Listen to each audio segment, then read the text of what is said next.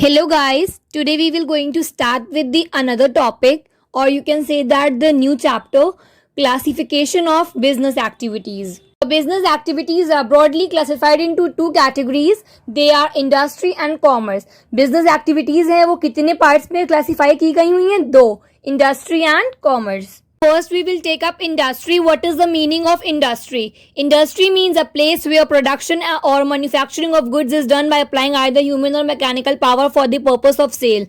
Industry is concerned with the conversion of raw material into finished goods with the help of labor-intensive or capital-intensive techniques. It produces both consumer goods as well as producer goods. Okay, industry का मतलब होता है एक ऐसी जगह जहाँ पे production और मैन्युफैक्चरिंग चलता है गुड्स का, और अप्लाई या तो किसके थ्रू अप्लाई होता है, या तो ह्यूमन लेबर के थ्रू या तो फिर मैकेनिकल पावर की वजह से, और किस पर्पस के लिए, सेल के लिए.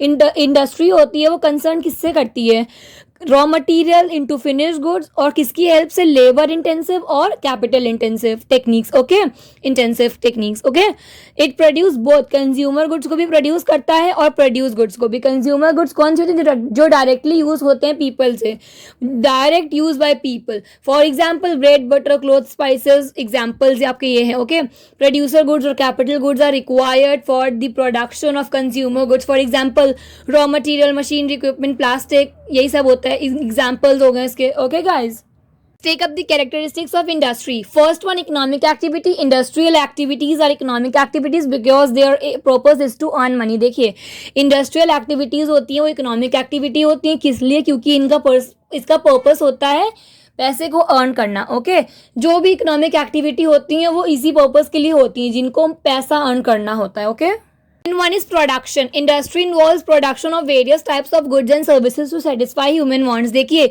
इंडस्ट्री इन्वॉल्व करती है प्रोडक्शन वेरियस टाइप्स के गुड्स और सर्विसेज का, और किस लिए, ताकि ह्यूमन वांट सेटिस्फाई हो पाए. Okay, one is wide scope. The scope of industrial activities is very wide. Advancements in science and technology have created many new industries such as information technology industry. देखिए, जो industrial activities है वो बहुत ही wide है, इनका scope बहुत ज़्यादा है. एडवांसमेंट हुआ है साइंस में, टेक्नोलॉजी में, इन लोगों ने बहुत सारी चीज़ें क्रिएट करी हैं, कुछ इंफॉर्मेशन टेक्नोलॉजी इंडस्ट्रीज़ भी बनाई हैं, तो इसका बहुत ज़्यादा वाइड स्कोप है. Okay, fourth one is creation of utility. Industry creates utility by converting raw materials into useful products which can be used to satisfy human wants. देखिए, इंडस्ट्री है वो क्रिएट करती है यूटिलिटी को, जो कि कैसे करती है, कन्वर्ट करती है रॉ मटेरियल्स को यूजफुल प्रोडक्ट्स में, और जो ये क्या करते हैं, ये ह्यूमन वांट्स को सेटिस्फाई करते हैं. Okay, last one, part of business.